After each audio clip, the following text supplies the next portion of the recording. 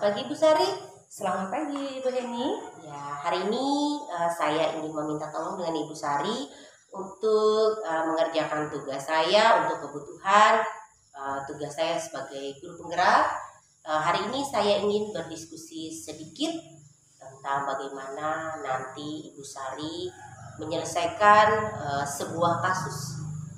Ya, di sini saya akan membersamai dengan Ibu Sari belajar di tugas 3.1.A.4 di eksplorasi konsep. Nah, di sini saya akan mengambil kasus 1. Baiklah, Ibu Sari, saya akan membacakan kasus yang akan kita bahas bersama pada hari ini. Begini kasusnya Ibu Sari. Di sini Ibu Tati adalah seorang guru kelas 5 yang merupakan rekan kerja Anda. Yang mana sama-sama mengajar di kelas 5. Kebetulan kelas tersebut paralel. Ruangan kelas Ibu Tati pun persis di sebelah ruangan Ibu. Ibu Tati terkenal sangat disiplin dan cenderung galak. Pada sisi lain, Ibu Tati pekerja keras dan murid-muridnya pun selalu mendapatkan nilai-nilai yang sangat baik. Sebagian murid-murid sangat takut kepada Ibu Tati dan sebagian lain bisa menyesuaikan, dan kepala sekolah Anda dan orang tua murid juga sangat menghargai Ibu Tati. Suatu hari, Anda mendengar tangisan seorang murid dan pergi keluar untuk melihat asal suara tangisan tersebut. Anda melihat seorang murid perempuan kelas 5 yang sedang berlutut di atas bebatuan sekolah yang sangat panas hari itu, menghadap di depan pintu kelas Ibu Tati.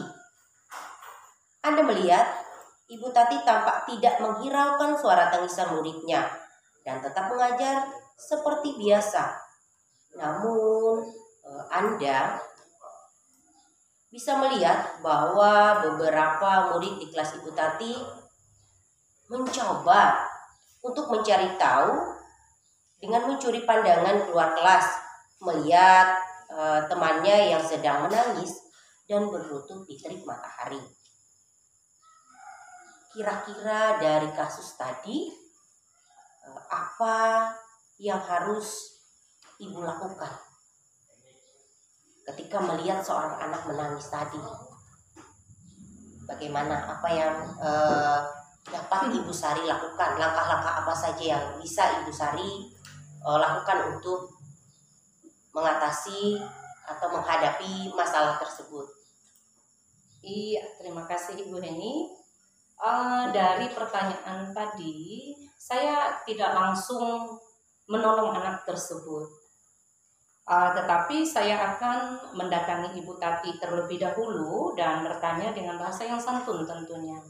Jadi, mengapa anak tersebut berlutut sambil menangis? Karena jika dibiarkan akan sangat berbahaya bagi kondisi fisik maupun mental si anak, Ibu Heni. Demikian.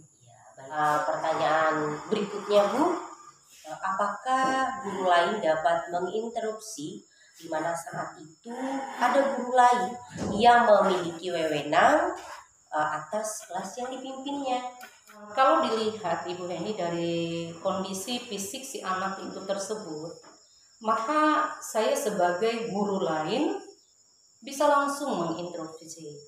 Tapi apabila kondisi fisik si anak itu masih kuat dan bisa menanyakan terlebih dahulu kepada Ibu Tati. Mungkin saja Ibu Tati ada alasan untuk mendisiplinkan anak. Tetapi hukuman fisik itu dapat mengganggu si anak itu sendiri dan sangat berpengaruh sekali bagi mental si anak jikalau itu dilakukan oleh Ibu Tati. Baik, dari kasus satu ini tadi, kasus Ibu Tati dan juga muridnya tadi, dalam kondisi ini apa yang bisa Ibu Sari lakukan? Dalam kondisi darurat begini, kalau menurut saya. Pertanyaan terakhir Ibu Sari, ketika Ibu Sari melihat dari kasus ini tadi, bagaimana atau dapatkah Ibu Sari menginterupsi mengapa dan bagaimana Ibu Sari mengambil langkah tersebut. Oke, terima kasih Ibu Heni. Kalau tadi saya mengatakan kondisi si anak itu sendiri, bagaimana kita bisa memberikan interupsi kepada ibu tadi. Nah, sekarang dilihat dari kesehatan si anak tersebut, fisik anak tersebut. Jadi kita dapat atau saya dapat memberikan interupsi, tapi harus koordinasi dulu dengan ibu tatinya. Karena kita tidak bisa masuk pada ranah yang sudah menjadi wewenang dari ibu tati sendiri. Karena kita menyadari bahwa pendidikan bukan hanya tanggung jawab ibu tati sendiri, tetapi merupakan tanggung jawab warga sekolah itu. Nah, jika dibiarkan akan membuat lingkungan sekolah menjadi tidak nyaman. Jadi anak jadi takut datang ke sekolah, dan perlu kita berikan pendidikan karakter. Karena dalam pendidikan karakter itu sendiri akan terbentuk baik itu anak itu menjadi baik. Bahkan kita juga bisa menjadi teladan bagi murid itu sendiri. Baik dalam kita berperilaku, dalam kita mendidik anak di dalam kelas itu sendiri. Jadi proses interupsi itu tentunya dapat dilakukan untuk kepentingan bersama. Nah, agar terwujudnya pembelajaran yang merdeka. Nah, dalam pembelajaran harus berpusat pada murid.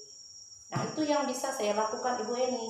Jadi kedepannya itu saya akan berusaha dengan tidak membuat hati mereka disepelekan. Jadi kita harus bisa menghargai murid itu sendiri, walaupun posisinya kita sebagai guru. Ya, tetapi kita harus bisa belajar bagaimana kita bisa menghargai si anak, kita tidak menyepelekan si anak itu, dan kita akan mencari solusi bagaimana si anak ini menyadari kesalahannya tanpa harus dihukum. Demikian, terima kasih Bu Sari. Baik, demikianlah pemecahan kasus dalam kasus 1, yaitu kasus Ibu Tati. Terima kasih.